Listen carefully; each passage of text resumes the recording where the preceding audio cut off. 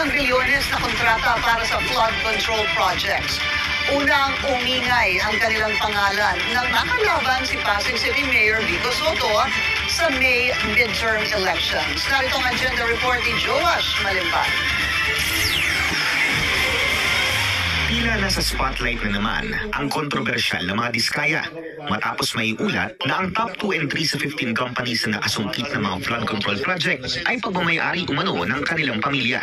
Yan ang Alpha and Omega General Contractor and Development Corporation na na-awardan ng halos 7.5 billion pesos worth of flood control projects mula 2022. At ang St. Timothy Construction Corporation na naka-corner ng 7.3 billion pesos worth of contracts. Sa labas ng top 15 companies na inilahan ni PBBM, matatanda ang pagmamayari rin ng mga diskaya ang St. Gerard Construction na base sa sumbong sa Pangulo website nakatanggap din ng 2.3 billion pesos worth of contracts